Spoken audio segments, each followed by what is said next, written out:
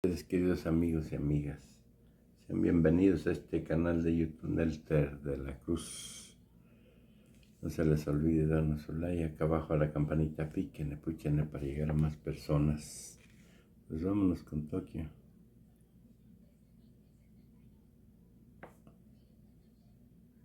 Zurdo. El relevista del Philip, zurdo. En el béisbol se sabe que es difícil que un zurdo, un bateador zurdo le batee a un pitcher zurdo. Es incómodo. Por eso cuando viene a batear un zurdo, los managers cambian de pitcher. Si es derecho, ponen un zurdo. Pues aquí zurdo con zurdo, pero más el pitcher del Phillips, también latino, no recuerdo ahora su nombre, de los que tiran más de 90 millas. Ya se Jordan así. Pero casi 500 pies. Todavía no cae esa pelota. Anda ya pasó por las mujeres. Y, ponlo. Es que vale la pena. Es que es un espectáculo. Esto es como un buen gol, ¿no? Al ángulo, sí, sí debe de haber, ¿no? ¿Y por qué no? La del jonrón de Jordan, porque todavía no cae la pelota. Es del sábado. Y ahí se fueron 3-1 y luego sacaron 2 y ganaron Houston 5-1.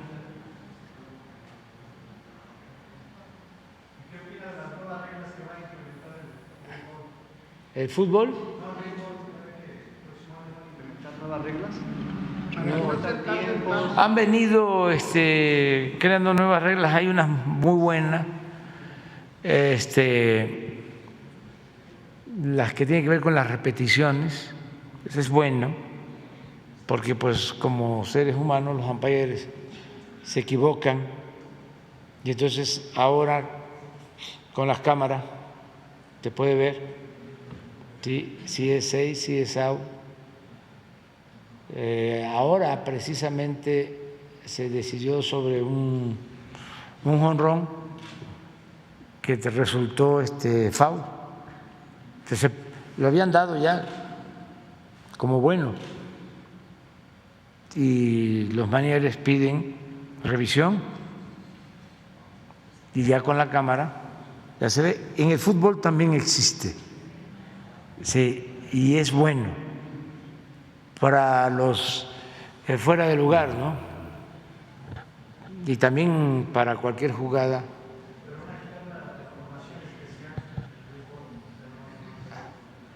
Sí, en eso no estoy tan de acuerdo. Unos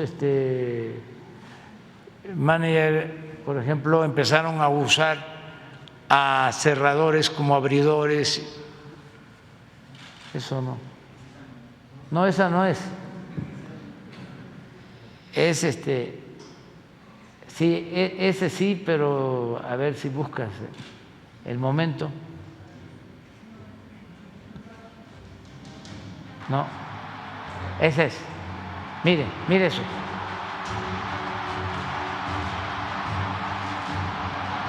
Mire.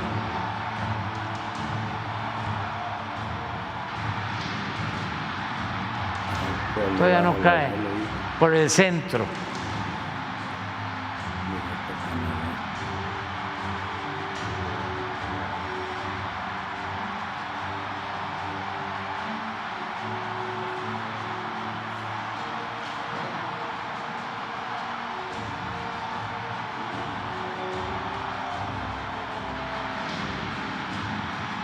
Ahí va. se paran, ya sabe.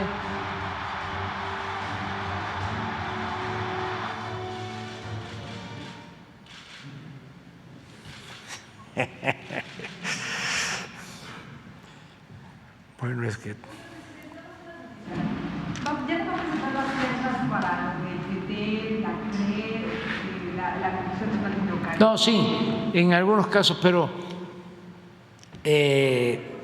se tiene que hacer, pero ¿qué es lo que sucede? ¿No? De que ya están tomadas esas instituciones o esos organismos autónomos y no hay. Ese IFETEL les voy a contar. Tenía que nombrar a uno, porque yo no nombro, yo envío una terna al Senado. Todo esto lo armaron, ¿sí? Para, pues, eso que está, que no lo sabía yo, pero lo creo, que es insólito. O sea, ¿cómo van a multar a quien vende más barato? O sea, ese mismo organismo es el defensor principal de Iberdrola, de las empresas extranjeras. O sea, por eso crearon todo ese andamiaje, para proteger a empresas, para proteger a particulares, en contra de los consumidores, en contra de las empresas públicas. Increíble. Entonces, un día me presentan los nombres que envía un comité integrado por el Banco de México, por el INEGI, no sé por qué otro organismo. Entonces me envían 5 nombres y de esos 5 yo tengo que enviar uno al Senado. Así está más o menos. Les voy a contar, veo los 5, pues no conozco a nadie. Eso me pasó también en otro caso. No conozco a nadie, entonces le pido opinión a los secretarios, Economía y de Comunicaciones, porque es para esto de el IFETEL. Entonces coinciden de que había uno ahí que supuestamente era el mejor. Digo, bueno, pues ese apenas estaba saliendo, que había dicho que prepararan el nombramiento para enviarlo al Senado. Ya tenía yo un informe de que el que yo iba a nombrar había trabajado en una empresa preponderante. O sea, claro, la competencia se hizo cargo, estaban pendientes para no perder el control del organismo.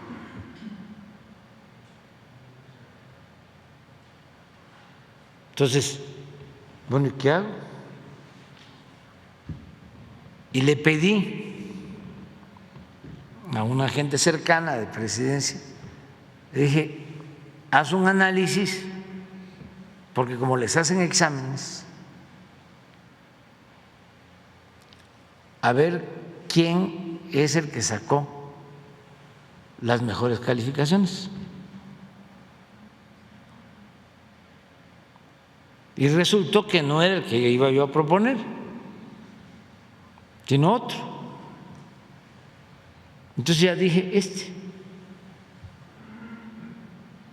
y entró al que sacó la mejor calificación.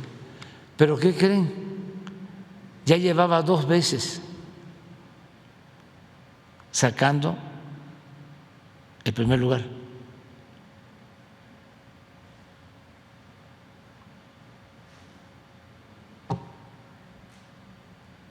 Entonces el procedimiento, el mecanismo, no sé cómo se esté portando ahora, pero digo, así fue. Entonces, sí vamos a nombrar, pero es mucha gente, no todos desde luego, que son empleados de empresas, de bancos, ¿sí? Nacionales y extranjeros. Le mandan a los diputados te lo mandan. Entonces, ¿dónde está el interés público? Te lo mandan a ti. Porque si es un organismo tenerte las manos atadas, que pues tiene que ver con la venta del gas, con la venta de la energía eléctrica, que no suban los precios, y está al servicio de las empresas, imagínense, pues así es, aunque parece increíble.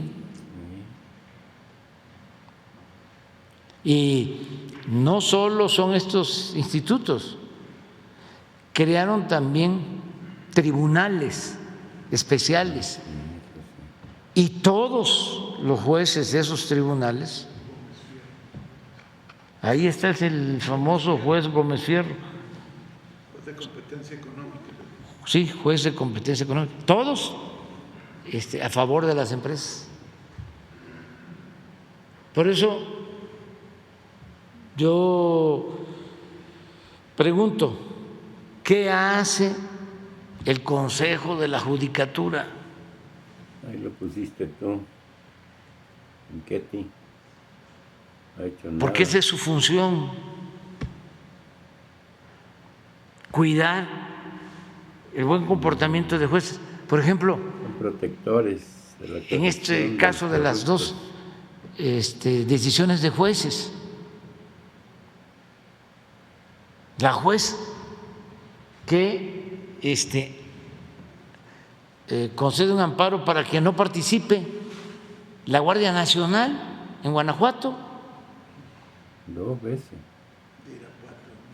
de Irapuato.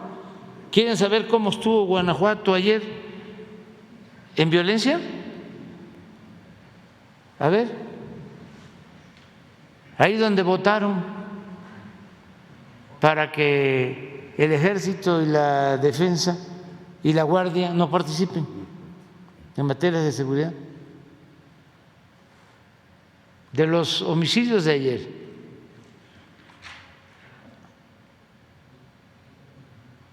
a ver si los tiene.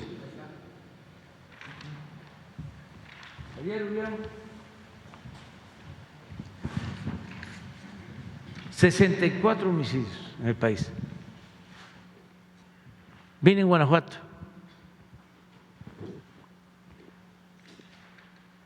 14. 22%. Y acaban de votar de que no participe ni el Ejército, ni Marina, 14. ni la Guardia Nacional. Y como sí van a participar, porque una cosa son los jefes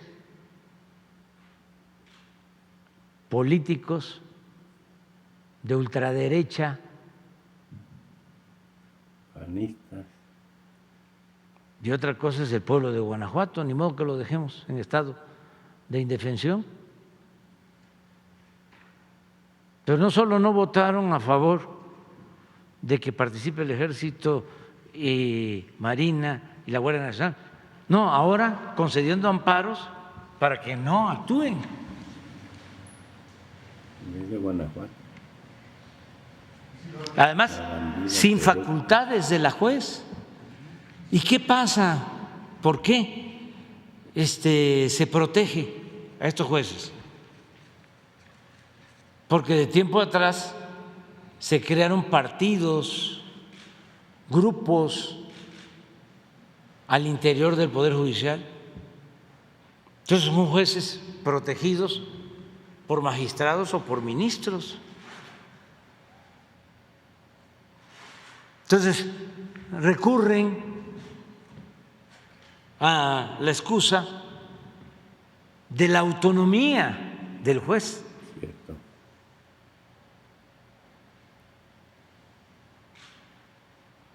No quisiste mandar reforma, Y nos pasan estas cosas. tienes miedo.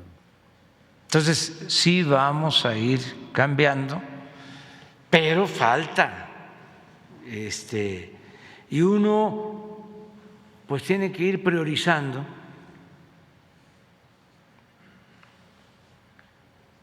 porque hay mucho trabajo, mucho trabajo.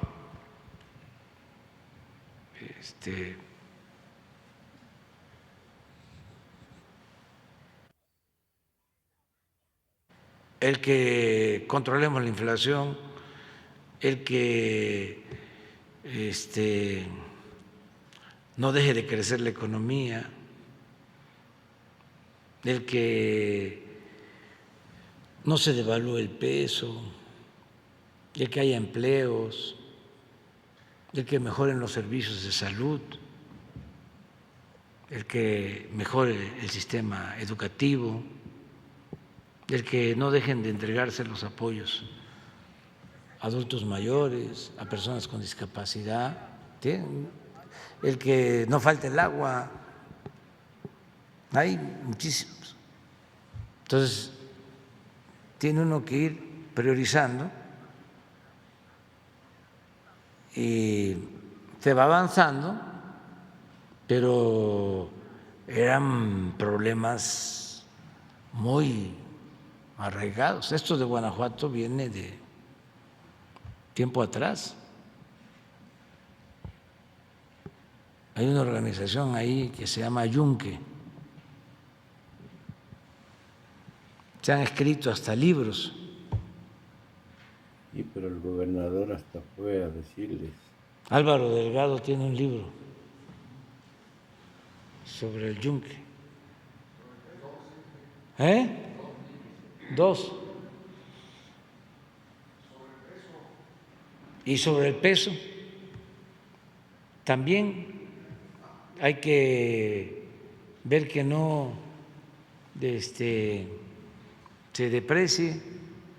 Afortunadamente vamos bien. No sé hoy cómo estemos, a ver. Usted llegó para el peso, desde que usted llegó no se ha devaluado Sí. la moneda, ha estado casi al mismo nivel desde el inicio de su gobierno. ¿Cree que así termine su gobierno en el mismo nivel en tipo de cambio peso-dólar? Sí, yo espero que logremos. Llevamos 4 años sin devaluación.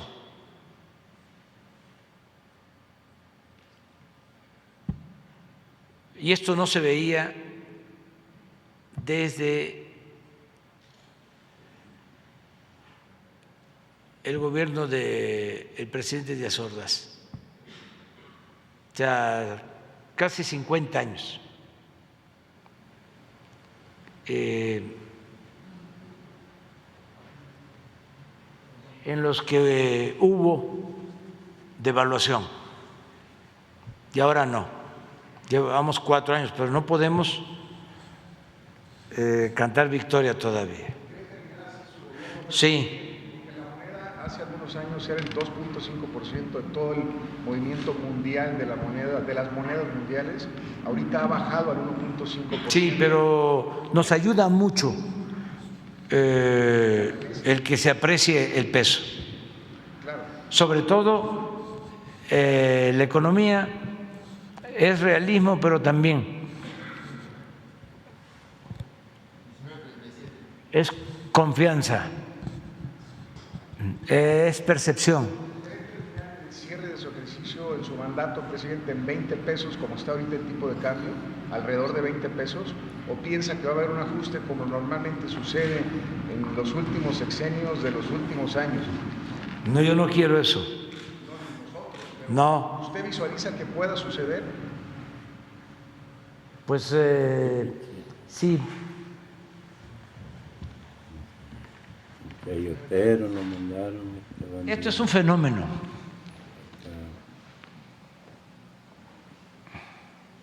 Es, sin duda, en los 4 años, es la moneda que más se ha apreciado con relación al dólar en el mundo.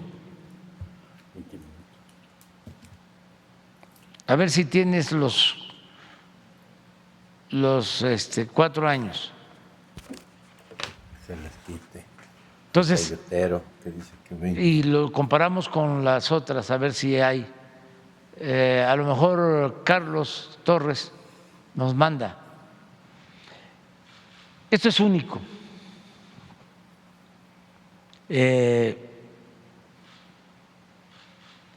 Sin embargo, puede haber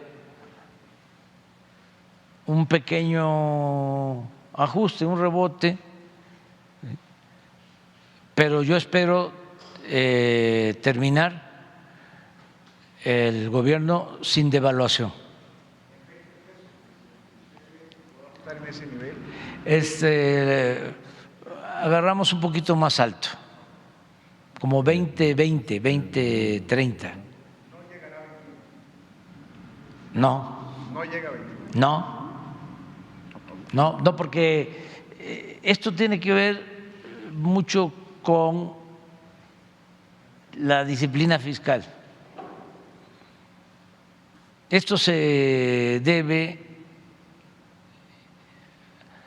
a que somos el primer socio económico comercial de Estados Unidos. Se debe a que se volvió a firmar el tratado. Se debe a que tenemos inversión extranjera récord, nunca vista. Se debe a que no solicitamos deuda en la época de la pandemia, ni ahora con la crisis inflacionaria. Se debe a que no hay corrupción, se debe a la austeridad, se debe a la estabilidad política, a la gobernabilidad, las remesas. Es que no es poca cosa, 60 mil millones de dólares. No hay ninguna fuente de ingresos más cuantiosas que las remesas. Ninguna fuente de ingresos. De referencia ha estado subiendo mucho la tasa de interés de nosotros han estado aumentando, porque el Banco de México también eso lo reconocen los mercados financieros internacionales y los gobiernos extranjeros, de que somos respetuosos de la autonomía del Banco de México. ¿Se acuerda qué decían? De que nos íbamos a meter a las decisiones del Banco de México. Bueno, decían muchas cosas, ¿no? Entonces, hay autonomía y ellos deciden, ya están por decidir si aumenta la tasa, cuánto va a aumentar la tasa, y yo no opino. No va a bajar la tasa, va a seguir alta. Es que no solo es aumentar la tasa para bajar la inflación, ayuda el aumentar la tasa, pero hay otras medidas para bajar la inflación, no solo una. Yo cuestiono mucho el hecho de que en todos lados la fórmula es aumentar tasa para bajar inflación, pero eso tiene pues el inconveniente de que para la economía, se encarece el dinero de créditos, entonces no debe de pararse el crecimiento. Lo importante es crecer sin inflación. Ahí está el chiste. ¿Cómo crecer sin la inflación? Sí, esto es, sí, pero todavía si nos vamos atrás, bueno, con López Portillo es obvio que hubo devaluación. Empezó con Luis Echeverría, todavía hasta Díaz Ordaz, porque los dos periodos en que fue secretario de Hacienda Ortiz Mena, que fue con López Mateos y con Díaz Ordaz, hubo crecimiento. Eso sí fue un fenómeno, crecimiento del 5, del 6% anual, sin endeudamiento y sin inflación. A mí me gustaría mucho eso, ese es ideal.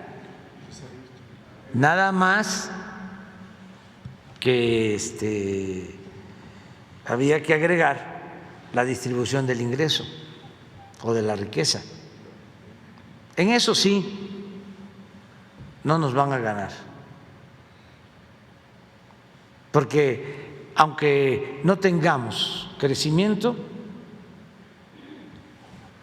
la distribución de la riqueza del gobierno nuestro no tiene antecedentes. En el México, vamos a decir, moderno, la distribución del ingreso de nuestro gobierno es única. No se daba en muchas décadas. Eso es lo que me llena de satisfacción, porque antes había crecimiento, pero se acumulaba el dinero en pocas manos o no se distribuía con justicia. Y el modelo nuestro es crecimiento con bienestar. Lo decía un maestro, don Jesús Silva Gerso, gran maestro, decía: progreso sin justicia es retroceso. O sea, no es nada más crecer, sino distribuir, que haya bienestar. Por eso la diferencia en el concepto o en los conceptos de crecimiento y desarrollo. Cuando empezó la política neoliberal, dejaron de hablar de desarrollo y todo fue crecimiento. Y el crecimiento es un parámetro que no tiene que ver necesariamente con el bienestar, porque una cosa es crecer, pero acumulando la riqueza en pocas manos. El desarrollo es crecer con una mejor distribución del ingreso, es crecer con educación, con salud, con buenos salarios. Entonces, hay dos épocas en la historia de la política económica de México: lo que es el desarrollo estabilizador, que viene de antes de López Mateos, inicia en los años 40, y las tasas de crecimiento son muy buenas y no hay tanta inflación ni endeudamiento. Ahora, el milagro, así se le llamó, mexicano, se dio básicamente en los 12 años en que Ortiz Mena fue secretario de Hacienda, en los gobiernos de López Mateos y Díaz Ordaz. Luego viene el periodo conocido como de desarrollo compartido, que es Echeverría y López Portillo. Ahí la tasa de crecimiento también es más o menos buena, es como de 3.5% anual en promedio, pero con deuda y con inflación. Y luego viene el tercer periodo, que es el neoliberalismo, que son estos 36 años que crecimiento promedio 2%,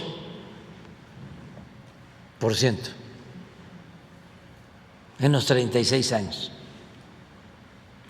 Lo máximo que Y deuda disparada, inflación disparada, corrupción como nunca en la historia. Estamos iniciando una nueva etapa y sin la pandemia podríamos estar diciendo ahora, como se dice allá en mi pueblo, también que íbamos.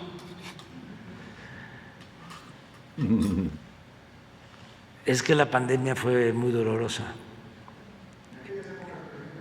Ayudó mucho el patrón oro al gobierno de México. ¿Ayudó mucho qué? El patrón oro, el acuerdo de Bretton Woods.